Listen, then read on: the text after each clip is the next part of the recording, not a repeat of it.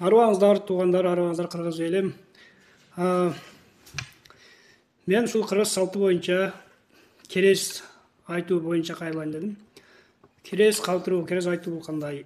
Манаста керес айтуу бар. Көкөтайдын ашында Көкөтай атабыз кересин айтып кетет Бокмурун баласына. Мен ушинтип кайыпка кайтыш болгонумда Манас келип ашын башкарып берсин деп. Бирок Бокмурун Көкөтай атабыз өтүп кеткенден кийин Манасты чакырбай теңсинтпейм айтканда. Мен андан мен турганда ал эмне өткөрөт дегенде өзү башкарып, өзү өткөрүп бардык жобой кошой бардык жанагыларды чакырып өткөрүп баштайт ашты. Жыйынтыгында өзүнүн ашына өзү ээ болбой калат. Бокмурун келгендер туш тараптан жүдөтүп кыйнап баштайт, кызмат кылгандарды кыйнап баштайт.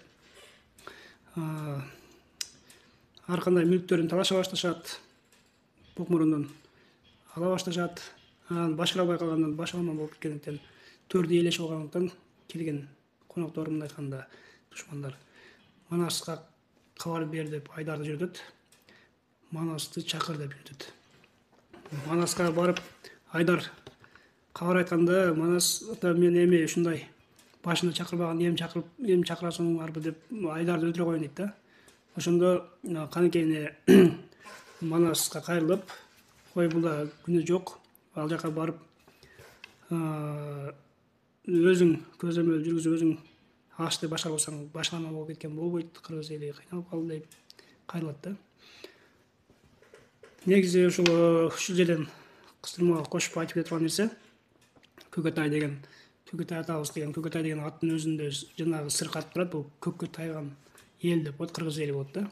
Ошо кыргыз элин Бокмурун башкарып, ашын башкарганда бул ошол Бокмурун өзүнүн баласы болбойт, Көкөтайдын бул бага алган баласы болот да. Бага алган баласы деген мааниде эмне жатат?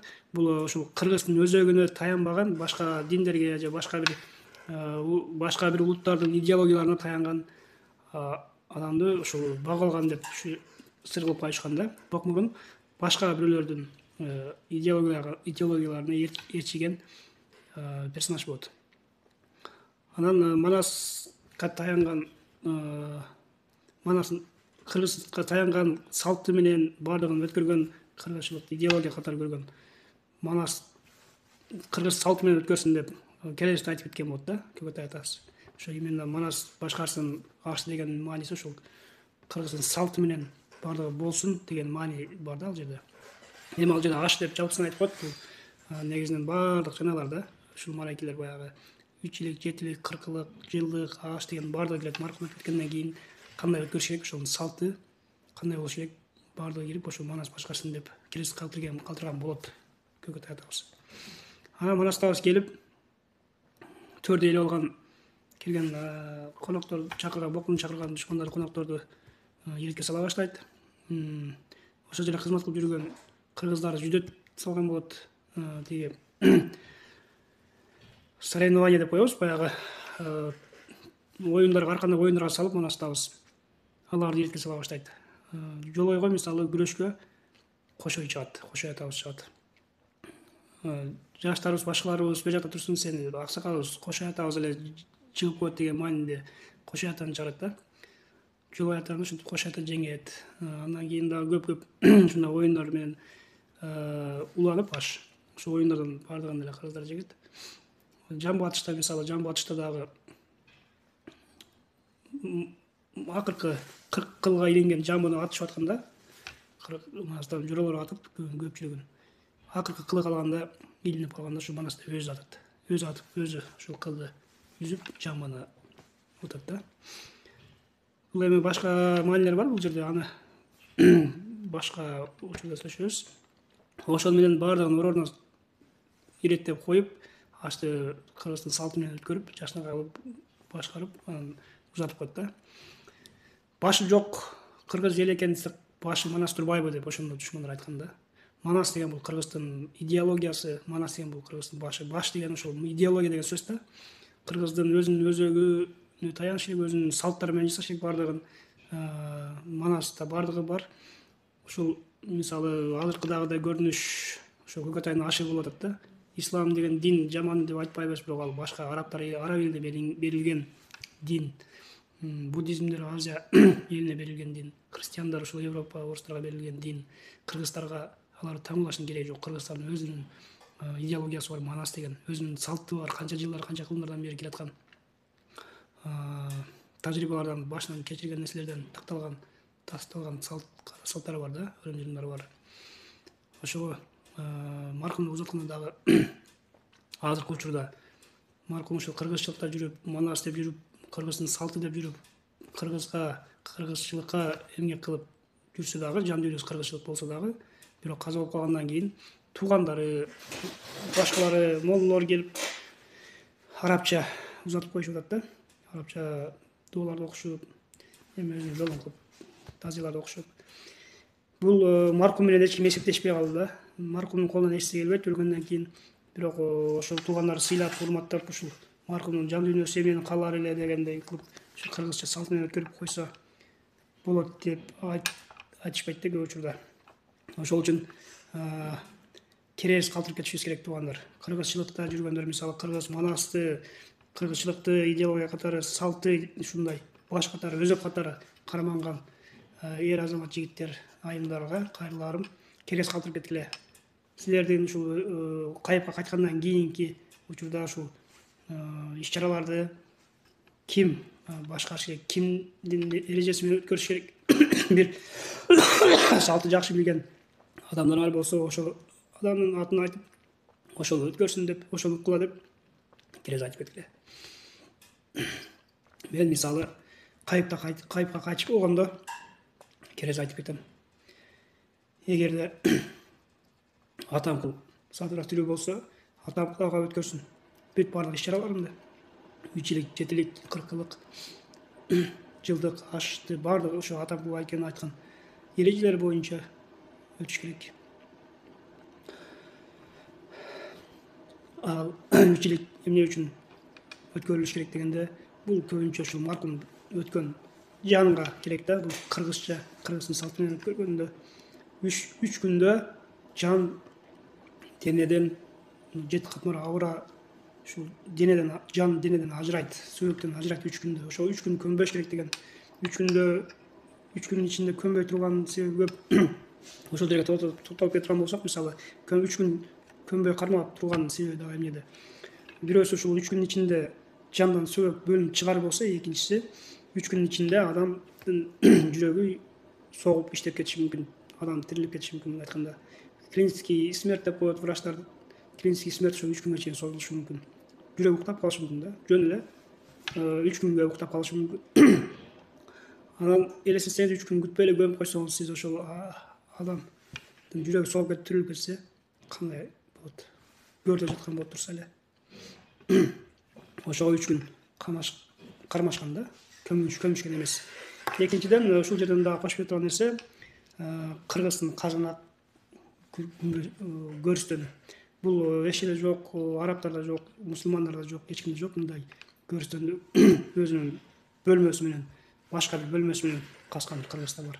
Ал эмнеге дегенде, ал өзүнчө бөлмөдө, мисалы ошол жүрөгү 3 күндөн кийин дагы согуп кетиши мүмкүн, 3 күндөн кийин ойгонуп кетиши мүмкүн да. Ошол ойгонуп кеткен учурда ошол көрдөн чыгып кеткенге мүмкүнчүлүк берет. Ушул көр казуу ыкмасы да. Акырындан кирпичтерди, ошол тосмосунан кирпичтерди алып, акырындан топурактарды берки бөлмөсүнө акырындан өткөрүп отуруп, сыртка чыгып кеткенге мүмкүнчүлүк берет да. Көрдөн тирилип кетсе эгерде жан. Элестетсеңиз, эгерде арабтарга окшоп эле түпсүз эле мындай үстүнө ошол сөөктү коюп туруп үстүнө эле тонна топуракты көмүп салган. Ал жерден кантип чыгат? Адам ойгонуп кетсе. Ал жерден чыгыш мүмкүн эмес. Ошентип кайра тирилип, кайра өлөт да, кыйналат жан. Адам кыйналат, тирилип кеткен. Кыргыздарда ошондой мүмкүнчүлүк берет. Тарыхта да көп болгон, көрдөн тирилип чыгып үйүнө келип калган, же болбосо үйүнө кайтпастан ошондой жерибиш болуп кеткендер көп. Мисалы, аны эл уже көмдү, өлдү деп айтылып калды, эми жашап эле коеюн, бул айылда деп башка айылдарга кетип калгандар илгери эми ушундай көп, тарыхта көп болгон да. Мен өзүмдүн классташымдын апасы 3 күндүн ичинде ушинтип, ал эми жаш болгон. Анда менин классташым туу элек болгон. 3 күн ошентип кармашып аза күчүп атканда, эл келип атканда 3 күн болоюн дегенде тирилип кеткен да, ошол апасы тирилип кеткенде, падышахта болгон Кашкар суу районунда, Аксы районунда тирилип кеткенде ушул аза күтүү иш чараларын тойго айландырып жүргөн да. Ошол үчүн кыргыздар ушул 3 күндү кармашкан. Жетилик дегенде, жетиликте 7 күндө жан ошол жашаган үйүнөн ажырайт. Жашаган үйүнөн жаны ажырап, мындай шаар айыл ушул жердин үстүндө жүргөнгө насы түзүлөт да, күчү түзүлөт жанынчы. 3 күндө жандан сөөлтөн ажыраса, 7 күндө ушу үй бүлөсүнөн ажырайт. Анан барып ошол башка бир тааныштардын, туугандардын, жаныбардын алыскы жерде жер шарындагы алыскы шаарларга барып, ошолорду жашоо турмушун өтүп аткандарын көрөт, барып жанды көрүп, жанагы 40 күнгө чейин ушинтип жан жүрөт да, жерде эле жүрөт. Ушул тирүүлөрдүн жашоосунда жүрөт деп айтканда. 40 өткөндө 40 күндө, ровно 40 суткадан кийин жан ушул кайып дүйнөсүнө сапарлат. Кайып дүйнөсүнө сапарлат, ал ушул жылга чейин узарат да сапар.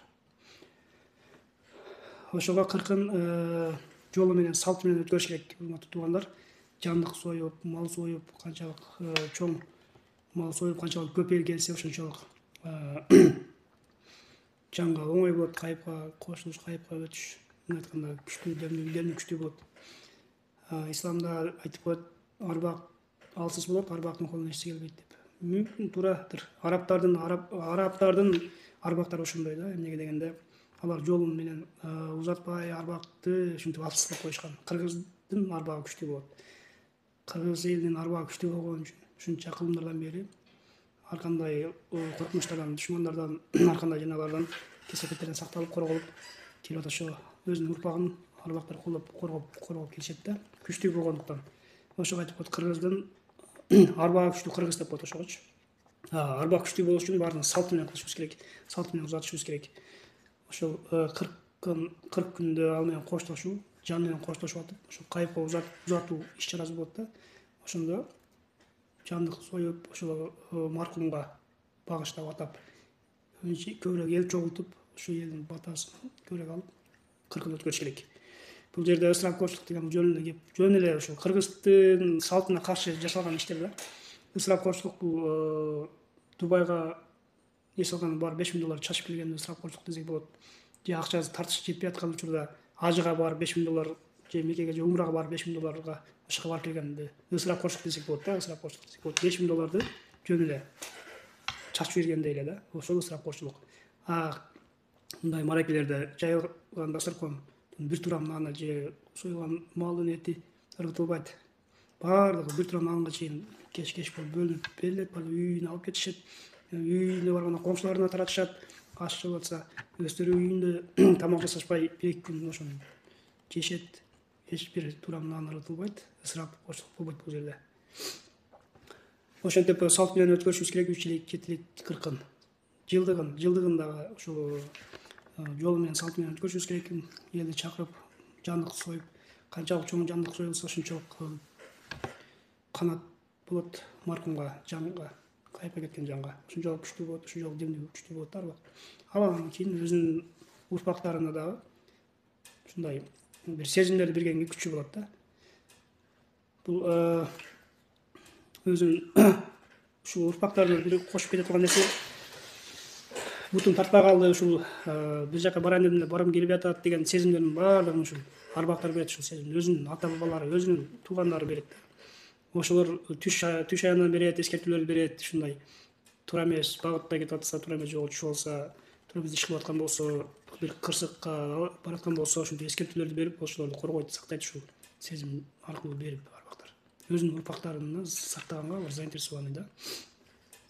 Ошентип анан жылдык өткөндөн кийин ашын өткөрүп, ашын жакшынакай кылып өткөрүп, ошондон кийин толугу менен бул жашоодон о дүйнөгө кайткан маркумдун байланышы үзүлөт. Толугу менен кайыпка өтөт ошондо. Арбак ыраазы болмоюн, тирүүнүн иши жүрүшпөйт деп ошого айтат. Арбактар азыр кылышыбыз керек биринчи. Биз 90-95 жылдары ачарчылык болгон учурда деле кандай бир жол киреге акча таппай, нан, пияз, жөнөкөй кумшекелерге акча жетпей калган ачарчылык убакта жашаганда дагы биз салт менен өткөрбөдүк беле, кыргыз элим. Ошондо деле ушундай кайтыш болгондо бирөөлөр ушул салты менен ачарчылыкты дагы салты менен өткөрүп, өзүнүн жолу менен узаткан болсо, ушул арбактардычы. Ошол мен өзүм керезим ошол айтып кеттим. Билген адам, мен туугандарым башкарып алып, мен аларды күнөөлөбөйм. Болгон аларда маалымат жок, кыргызчылык тууралуу, салт тууралуу түшүнүгү жок болгондуктан ушуга барышат да. Өздөрү билгендей кылып, арабча көмүшүп, моллолорду угушуп. Моллолордун кылганын бүгүнкү күндө көрүп атасыздар өзүңөр. 3 күндө үйдөн чыкпай азай күтүп отурлар. 3 күндөн кийин иксан өткөрүп койгула, болду ошону унуткула, башка эч кереги жок деген. Бул эмне деген келесүүлүк? Иксан деген сөздү мурун уккан эмес элек.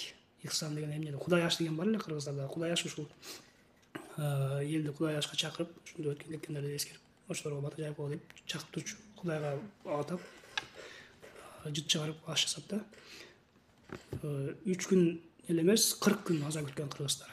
40 күн үйдөн чыкпай, жан ушул жерде байланып жүргөндө кайыпкы кете элек учур болот. Жана айтып кеткендей 40 күн үйдөн чыкпай аза күтүп, келген адамдар тосуп 40 күн отурган үйдө.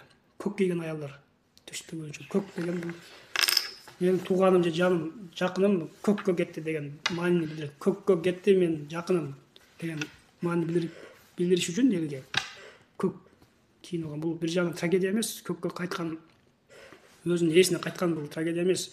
Ошо өзүнүн ээсине кайтты деген бир мындай кабарды да билдирген ушу көк кийинип аялдар. Ошол туугандар жакшы туруңуздар, өзүбүздүн салтыбызды биле жүрөлү, өзүбүздүн салтыбызды колдоно жүрөлү. Ушул салтты жакшы билген адамдарды табыңыздар, билбегендер ошолорго ишенип, ушул иш-чараларды өткөрүп беришин сурангыла, жана ошолорго керезигенди калтыргыла. Жакшы туруңуздар.